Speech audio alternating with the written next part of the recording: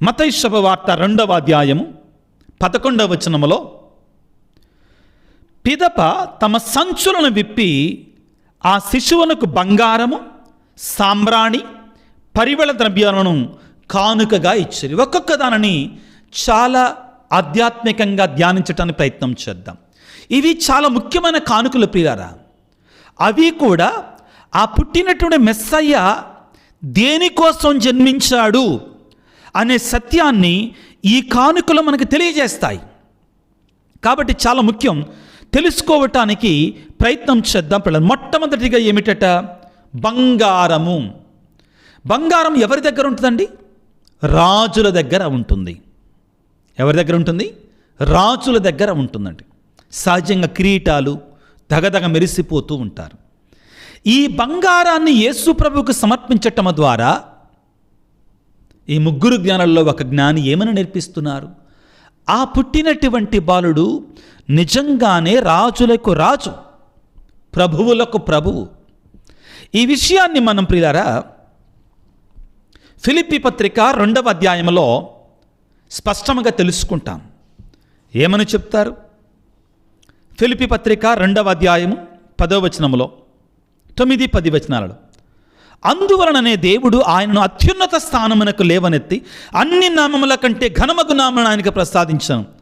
అందువలననే పరలోక, భూలోక, పాతాళ లోకములైన సమస్త జీవులు క్రీస్తు నామమునకు మోకాలు వంచి వినతులు కావాలి. అవును, ఆయనే రాజులకు రాజు, ప్రభువులకు ప్రభువు.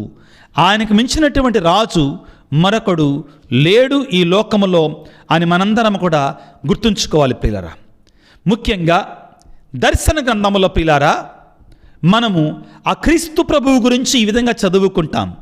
దర్శన గ్రంథం 19వ అధ్యాయం 16వ వచనంలో, రాజులకు రాజు, ప్రభువులకు ప్రభు అను పేరు ఆయన దుస్తులపైనను ఆయన కాళ్లపైనను రాయబడి ఉండెను. ప్రభు అయిన క్రీస్తు సిలువ మరణానికి ముందుగా న్యాయ తీర్పు పొందుతుండగా పిలాతుడు యేసు ప్రభుని అడిగా, అట్లయినా నీవు రాజువా? ప్రభు అన్నాడు, నీవన్నట్లే. యేసు ప్రభు ప్రియులారా జన్మించటానికి ముందుగా దేవుని యొక్క దూత వచ్చి మరియమాతతో లూకాసు వార్త 1వ అధ్యాయం 26వ వచనం నుంచి చదువుకుంటే, ఆయన దావీదు సింహాసనమును అధిరోహించును, ఆయన రాజు, ఆయన రాజ్యమునకు అంతమే ఉండదు అని పలుకుతుందండి దేవుని యొక్క దూత. యెషయా గ్రంథం 9వ అధ్యాయం 6వ వచనములో శాంతికరుడైన రాజు, సమాధానకర్త అని అతనికి పేరుడుదురు అని పలుకుతున్నారు. పుట్టినటువంటి ఆ బాలుడు నిజంగానే రాజు అని చెప్పటానికి సూచనగా మొదటి జ్ఞాని, మొదటి రాజు బంగారాన్ని బహుమానముగా ఇచ్చారు. అయితే ఆయన రాజ్యము ఈ లోక సంబంధమైనది కాదు, ఆయన రాజ్యం సకల లోకాలకు సంబంధించినటువంటిది అని మనం గుర్తుపెట్టుకోవాలి.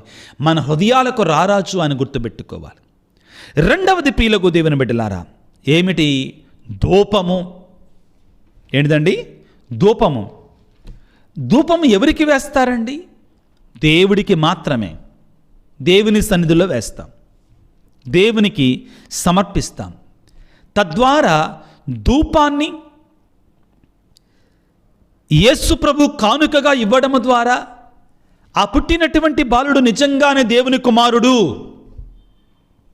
అని స్పష్టముగా ఈ ముగ్గురు జ్ఞానులలో ఒకళ్ళు అర్పించారు. ధూపము అనగా సాంబ్రాణి.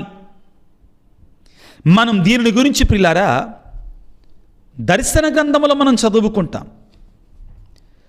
ఎప్పుడైతే భక్తులందరూ కూడా ప్రార్థన చేస్తూ ఉండగా ఆ ప్రార్థనలట పునీతుల యొక్క ప్రార్థనతో కలిసి పరలోకంలో దేవుని సన్నిధికి వెళ్ళటానికి ఎంతయో ధూపం వసకబడిందట. వాక్యాన్ని చదువుకుందాం. దర్శన గ్రంథం 8వ అధ్యాయము 3వ వచనములో, సువర్ణ ధూపపాత్రను ధరించిన మరి యొక్క దేవదూత బలిపీఠం వద్ద నిలబడెను. దైవ ప్రజల ప్రార్థనలతో కలుపుటకు అతనికి ఎంతయో ధూపము వసకబడెను. సింహాసనము ఎదుట నుండి బలిపీఠంపై అది అతని చేతికి అర్పించబడెను. 4వ వచనములో, దేవుని సమక్షమున ఉన్న ఆ దేవదూత హస్తము నుండి ధూపము, ధూమము దైవ ప్రజల ప్రార్థనలతో పైకి ఎగసెను. పాత నిబంధన గ్రంథంలో పలుచోట్ల ఆ హై ప్రీస్ట్ దేవుని సన్నిధికి వెళ్ళినప్పుడు దేవునికి ధూపం వేస్తాడు అని రాయబడి ఉంటుంది. కాబట్టి బిడ్డలారా, ఇదిగో పాత నిబంధనలో నూతన నిబంధనలో ధూపము అనేటువంటిది, సాంబ్రాణి అనేటువంటిది దేవునికి దైవత్వానికి గుర్తుగా ఉంటుంది. ఇదిగో నిర్గమకాండం 30వ అధ్యాయం 34 నుంచి 18 వచనాల వరకు, హెబ్రీ పత్రిక 1వ అధ్యాయం 8వ వచనంలో ప్రియులారా, ఆ క్రీస్తు ప్రభు యొక్క దైవత్వాన్ని గురించి మనం తెలుసుకుంటాం. ఆయన దేవుడు, దేవుని యొక్క కుమారుడు. ఆయన సూచించటానికి ఈ ధూపము ఆ యేసు ప్రభువుకి, ఈ సాంబ్రాణి యేసు ప్రభువుకి సమర్పించబడింది.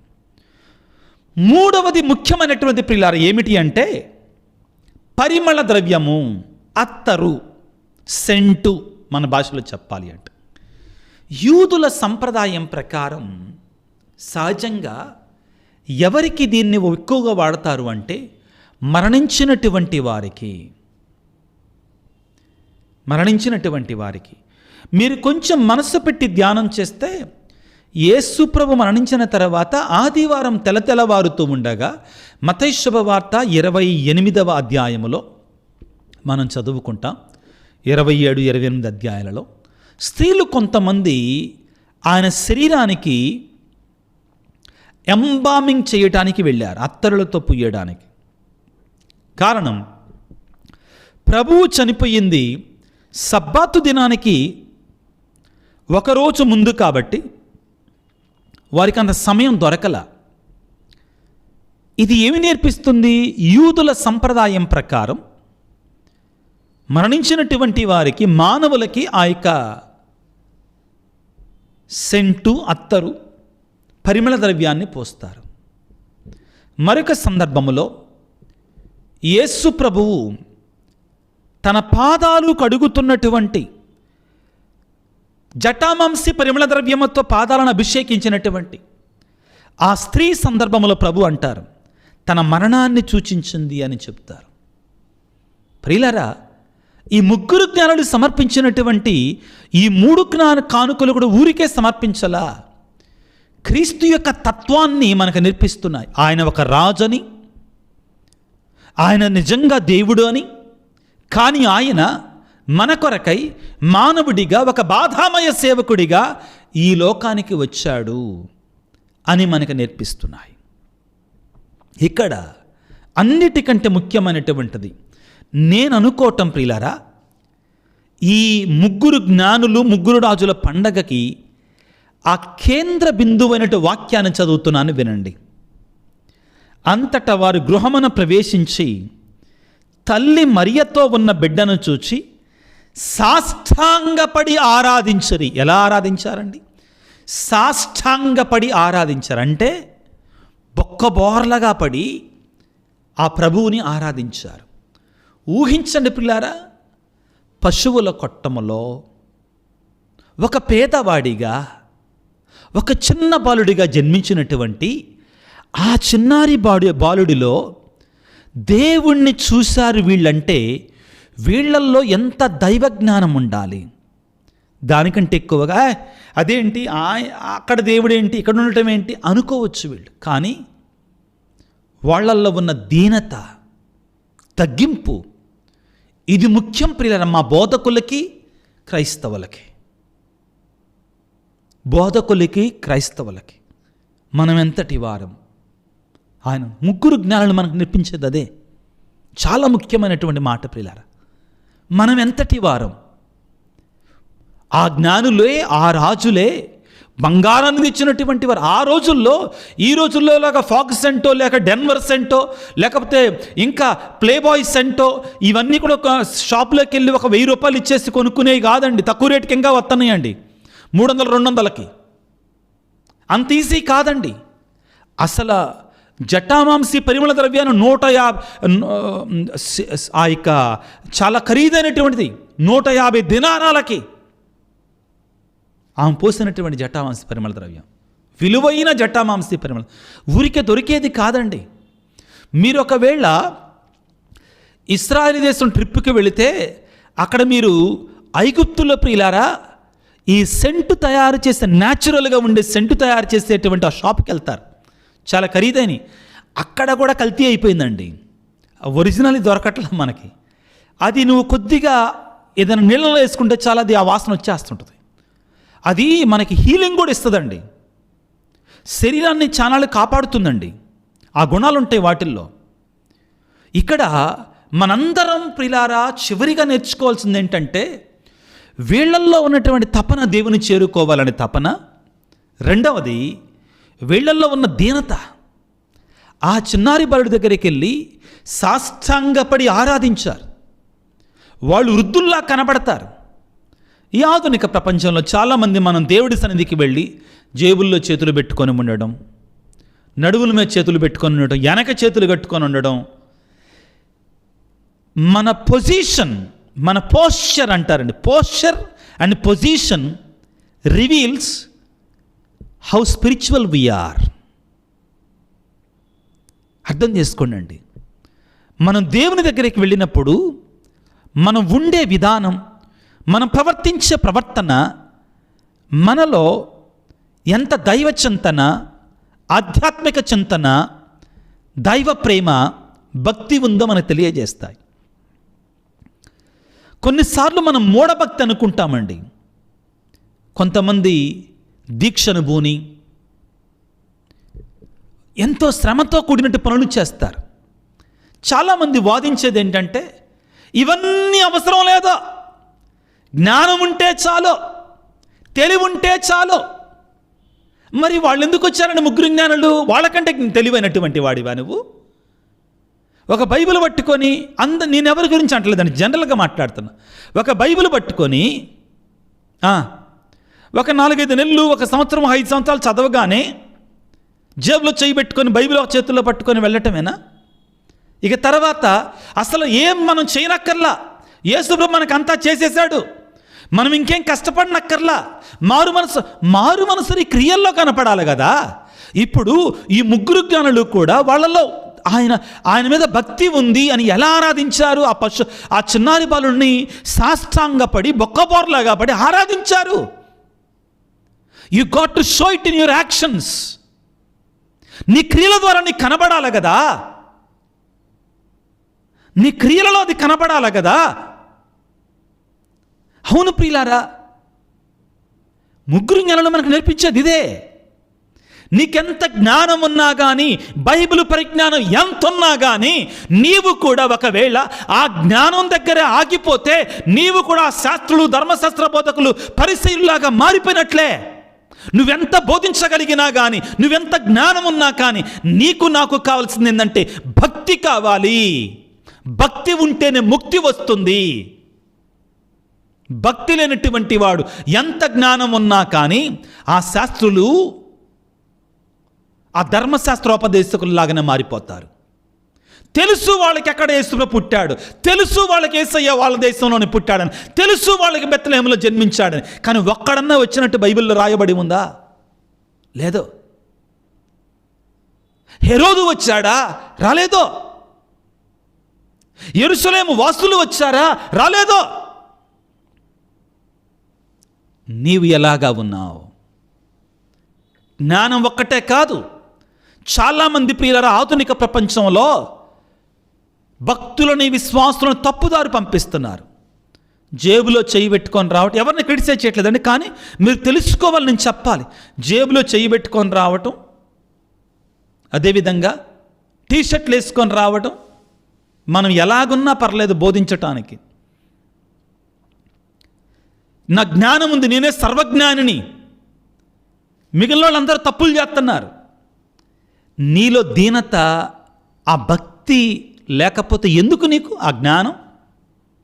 బూడిదలో పోసిన పన్నీరు కదా. ముగ్గురు జ్ఞానాలు చెప్పేది మనకది కదా. వాళ్ళు వెళ్ళి సాష్టాంగపడి ఆరాధించారు. సాష్టాంగపడటం అంటే మామూలు కాదండి, బొక్కబోర్లగా పడ్డారు. బైబిల్లో ఉంది ఆ మాట. చివరిగా నేను మీ ముందు ఉంచాలనుకున్నటువంటిది ఏమిటంటే, క్రీస్తును కలిసినటువంటి వాడు అంతకుముందులాగా జీవించకూడదు. క్రీస్తునందు ఉన్నవాడు నూతన సృష్టిగా మారాలి. క్రీస్తునందు ఉన్నవాడు నూతన సృష్టిగా మారాలి. ఇదిగో మత్తయి శుభవార్త 2వ అధ్యాయం 12వ వచనంలో, హేరోదు చెంతక పోరాదని స్వప్నమందున వారిని దేవుడు ఆదేశింపగా వారు మరొక మార్గమున తమ తమ దేశములకు వెళ్ళిరి. ప్రభువు దగ్గరికి రావటం ఒక ఎత్తు అయితే, ప్రభువు దగ్గర నుంచి మరలా మన జీవితం మారిపోవాలి, నూతన సృష్టిగా మారాలి మనం.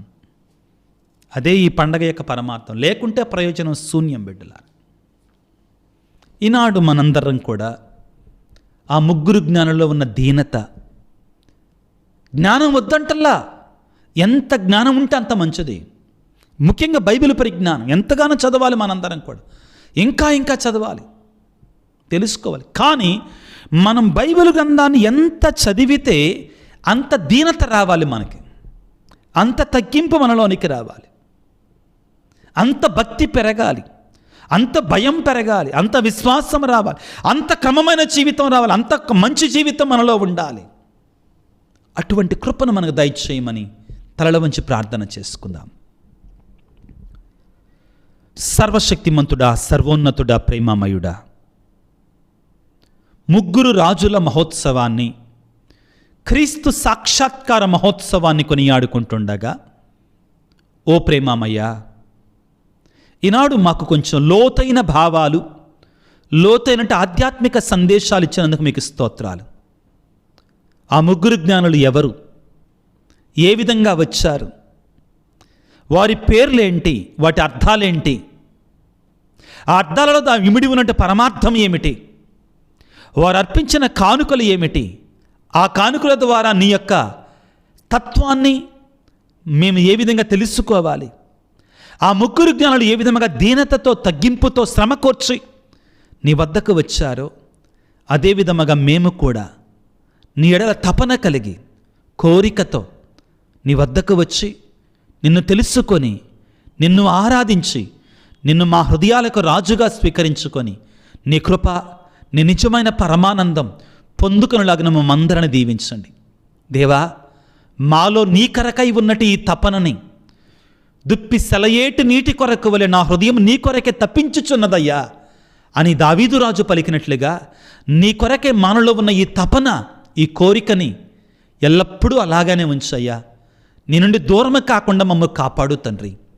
మా జ్ఞానము కానీ, మా సంపదలు కానీ, మా శక్తి కానీ, మా పరిచయాలు కానీ నిన్ను కోల్పోకుండా కాపాడినట్లుగా మమ్మల్ని దీవించండి నా తండ్రి. ఓ యేసురాజా, ఓ కనికర సంపన్నుడా, ప్రత్యేకమైన రీతిలో ప్రభువా ఈనాడు ఈ వాక్య పరిచయలో పాల్గొంటూ ఆశగుణ ప్రాణముతో నీ దీవెనల కొరకు ఎదురు చూస్తే బిడ్డల కొరకే ప్రార్థిస్తున్నాను. అనారోగ్యముతో బాధపడుతున్న ప్రతి బిడ్డను నీ గాయపడిన హస్తాలతో తాకి స్వస్థపరచండి. ప్రత్యేకమైన రీతిలో ప్రభువా దీర్ఘకాలిక వ్యాధులతో ఉన్నటువంటి వారిని నీ పరిశుద్ధ రక్తముతో కడిగి శుద్ధి చేయండి ప్రభువా. కుటుంబాలలో శాంతిని, సమాధానాన్ని, భార్యాభర్తల మధ్యలో, పిల్లల మధ్యలో సఖ్యతని, సంతోషాన్ని నింపండి ఈ నూతన సంవత్సరంలో. ప్రత్యేకమైన రీతిలో ప్రభువా ఎంతోమంది బిడ్డలు మారు మనసు కొరకై, హృదయ పరివర్తన కొరకై, చెడు వ్యసనాలను, చెడు అలవాట్లను విడిచిపెట్టడానికి ప్రయత్నం చేస్తున్నారు. వారికి కావాల్సిన ఆత్మీయ శక్తిని, బలాన్ని వారికి దయచేయండి. అదేవిధంగా గర్భఫలము కొరకై ప్రార్థన చేస్తున్న బిడ్డలను దీవించండి. ఆర్థిక ఇబ్బందుల నుండి, ఊబి నుండి విడుదల కొరకై వేడుకుంటున్న బిడ్డలను ఆశీర్వదించండి. ప్రత్యేకంగా వివాహము కొరకై, వ్యాపారము కొరకై, వ్యవసాయము కొరకై, ముఖ్యంగా ప్రభువా జీవితంలో స్థిరపడటము కొరకై ప్రభువా ఎంతోమంది బిడ్డలు ప్రార్థించమని మెసేజ్ల ద్వారా ఉంచుతున్నారు. ఈ క్షణంలో వారి కొరకే ప్రార్థిస్తున్నాము తండ్రి. వారిని దీవించండి, ఆశీర్వదించండి. ప్రత్యేకంగా ప్రభువా ఈ పరిచర్య, ఈ వాక్య పరిచర్య, ఈ దైవరాజ్య వ్యాప్తి, ఈ పరిచర్య ముందుకు కొనసాగుట కొరకై ఎంతోమంది బిడ్డలు వారి యొక్క ఆర్థిక చేయూతనిస్తూ ఉండగా వారిని 30దంతలుగా, 60దంతలుగా, 100అంతలుగా దీవించమని, వారు చేస్తున్న సహాయానికి నిండైన మెండైన ఆశీర్వాదాలు, ప్రతిఫలాలను వారికి దయచేయమని మనాథుడైన క్రీస్తు ద్వారా వేడుకొనుచున్నాము తండ్రి. ఆమెన్. ప్రభువు మీతో ఉందురుగాక, మీ ఆత్మతో ఉందురుగాక. సర్వశక్తి గల సర్వేశ్వరుడు పిత, పుత్ర, పవిత్రాత్మ మిమ్ము మీ కుటుంబాలను చల్లగా దీవించి ఆశీర్వదించి కాపాడుదురుగాక. God bless you. దేవుడు మిమ్ము దీవించుగాక. ఆమెన్.